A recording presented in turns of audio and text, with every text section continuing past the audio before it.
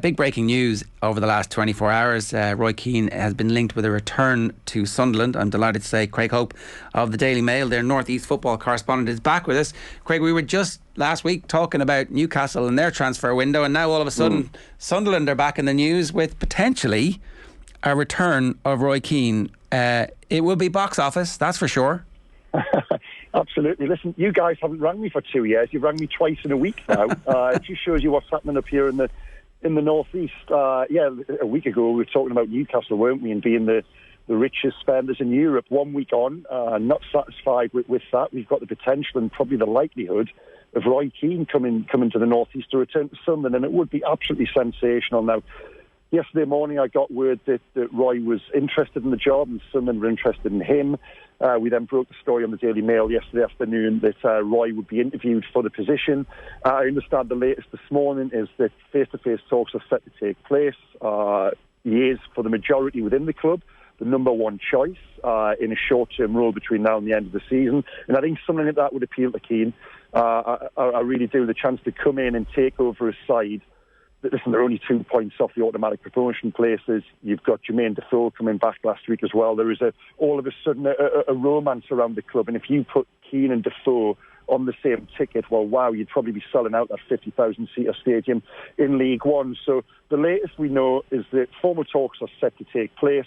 If they go well, and I think it's as much Roy Keane interviewing Sunderland as it is Sunderland interviewing Roy Keane, by the way, if they go well, I think things could move very quickly and Roy could well be appointed. And wow, what an appointment that would be, for supporters, for the press, for the football club, even for Roy himself as well. I really am, as a journalist, selfishly, I'm really hoping this happens. So we're on the other side of that, whereas actually we want to still see him on TV every week because we've really enjoyed who he has become. It seems like...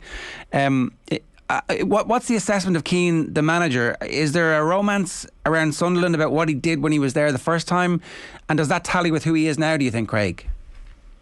Well, there's only one of his former clubs you could go back to in terms of a club where he's managed a coach and where he would be so gratefully received, and that would be Sunderland. There's still the affection for him there. He's still hugely popular. You consider the job he came in. Niall Quinn had the awful start when he was juggling, part chairman, part manager back in 2007, whenever it was, and they were bottom of the championship when Roy Keane came in. It was testament to the job he did and the charisma of him he was an atomic bomb of charisma really over Sunderland during that period. He took them from what was the bottom of the championship to the top of the division, won promotion, took them into the Premier League, survived relatively comfortably the next year, but then had, as is the way with Roy, had differences with the ownership, left halfway through the following season, but his stock is still extremely high in these parts, and it would be a massively popular appointment among supporters, certainly. The other thing that a lot of people in this part of the world probably don't know too much about is the current ownership structure. Like the thing with Ellis Short was he wasn't appointed by Ellis Short. He was originally appointed by the Irish guys who owned the club, and so that's Ellis Short came in, bought the club from the Irish guys, and the fallout happened relatively quickly after that. This time it's the manager being hired by the current owner, so you would hope that they have some understanding of what any potential long-term future might look like if they were to hitch their wagons together. I mean, Roy Keane falling out with Ellis Short within a year of Ellis Short's ownership was quite prophetic, really, in terms of the signpost for Ellis Short's tenure going forward. I think Roy Keane got a feel very quickly for what Ellis was and what he wasn't, and it wasn't for him. And subsequently, Ellis Short's ownership ultimately took the club to where it is now. Yeah, there's been one set of owners in between, Stuart Donald and Charlie Methven-Wan-Satori, who are still involved with the club, by the way. They are still shareholders in the background, but certainly the front of house ownership now is Kirill Louis-Dreyfus, the French-Swiss trust fund billionaire, and he's assisted by Christian Speakman, the sporting director, and it's a forward-thinking model. That's the way they like to see it. Now, for example, on Monday, after Lee Johnson was sacked on Sunday night following the 6-0 defeat at Bolton on Saturday, Christian Speakman, the sporting director, called a meeting with the players to outline the reasons why Lee Johnson had been sacked. And there was a little bit of talk in there of things like XG and, real forward-thinking in terms of strategy and their methodology. And I think that a couple of the players weren't really on board with that. I think there's quite a few in there still loyal to Johnson who thought it was harsh that the manager was sacked. with them only 2 points off the automatic promotion places. So if Roy does come in, he'll be inheriting a dressing room who didn't necessarily feel there was a need for a change of manager. But then on the other side of the coin, you've got elements of the ownership who thought that coziness with the manager was the reason exactly why they did need a change. They did need someone to come in there and give them a short, sharp shock. And that man, they feel, is absolutely Roy Keane. And my own personal opinion is, I think it was just the appointment they need in the isolation of this season and what they want and what they need now to reignite that promotion push. They only won one of the last 5. We're beginning to stutter. Yes, you can make all the arguments about league position not being what it was, but, they're good enough. They should be up there. And I think Keane is the man to achieve that. Is there a world where Roy Keane takes them up and decides, and they both decide that was job done and he walks away? Or is it kind of built in that if he takes them up, then he'll take them into the Championship next season as well? Honest answer is we don't know. And also, you say, is there a world where that happens? Well, this is Roy Keane world, so anything can happen. When I was told yesterday afternoon that Sunderland will interview Roy Keane, it was provided with the caveat, this is Roy Keane, he could change his mind tonight.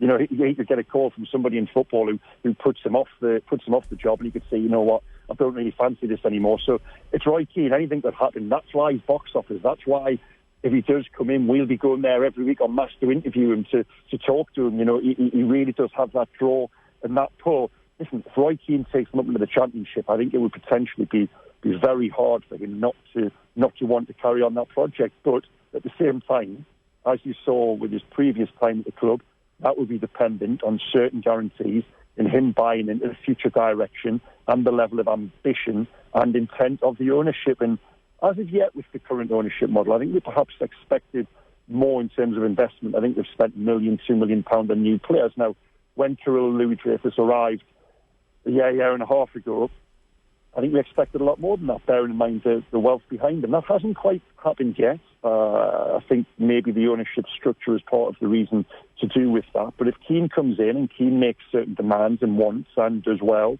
and stays on beyond the summer, I think we probably have to see that change. I think he would only stay on if he knew the project was right for him.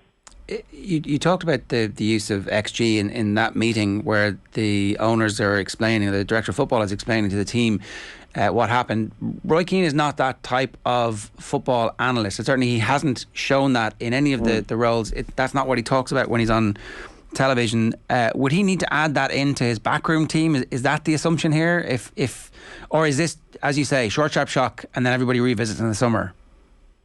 Could be, and I think that was one of the questions the players asked during the meeting on Monday. They said, if you guys are thinking now of bringing in someone short-term to get us promoted, what happened to this long-term plan, this long-term project that we've been sold, and everyone is trying to buy into? So there is that. It's sort of a clash, really, in terms of that. You're exactly right. Roy Keane isn't the sort of character you would expect who would come into a model which is based on expectations and targets to be met in relation to XG. Now, you can just imagine what he thinks about, which is why I said earlier, this meeting in the next couple of days is as much Roy interviewing Sunderland as it is Sunderland interviewing Roy. But again, I come back to what I said, in the isolation of what they need now and what they want now, someone to go into the dressing room, to shake it up, the short, sharp shock, to introduce a winning culture. What was said to me was they want a leader in there who sets standards. Well, that is Roy Keane's job description as a player, almost, wasn't it? A leader who sets standards.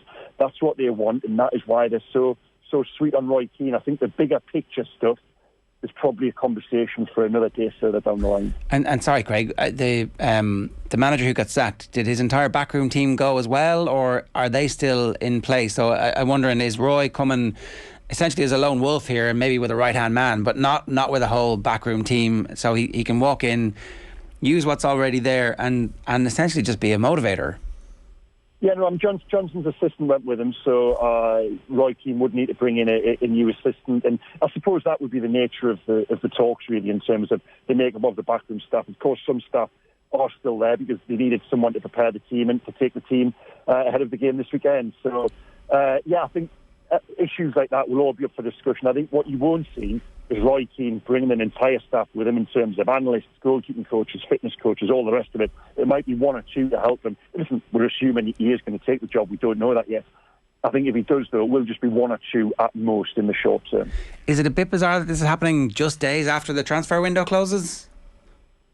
There is an element of that. The I know that there's been concerns about Lee Johnson among the ownership for a little while now. There was a sticky run in the autumn where they didn't think they were winning enough games. Now, Lee Johnson then answered those questions by going on a wonderful run in December and emerging with the Manager of the Month award. Now, the wheels have come off a little bit since then, but so what happened was they had the good run in December.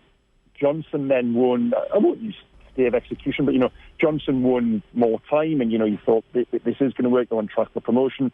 They then went about the January business, but parallel to going through the transfer window was this dip in form and this, one win in the last 5, which culminated in the 6-0 defeat at Bolton on Saturday. I think it was always going to be difficult for Lee Johnson to survive that, despite his popularity within the dressing room and despite the fact they still were so close to promotion. And there are mitigating factors for Lee. They haven't spent millions on players, as I said before there. So no, listen, Roy's coming into it. I keep on saying that, don't I? Roy or any manager will potentially be coming into a situation that isn't necessarily catastrophic. You're inheriting a situation where promotion is still very real and almost very likely, and to be expected. They just want someone to come in there and shake it up in the short term. Well, that'll definitely happen. Craig, great to have you with us. It's gone from famine to a feast in no time. Yeah, thanks guys. We're never quiet up here. It's always good fun. Good stuff. That's Craig Hope there from the Daily Mail, giving us the very latest on the Roy Keane situation, and we will obviously watch that with bated breath to see exactly what happens. No word yet on whether or not they have signed up for, or if they might reconsider signing up for another series of Sunderland Till I Die, which, would definitely make the whole thing worthwhile for everybody, assuming everybody was getting their taste.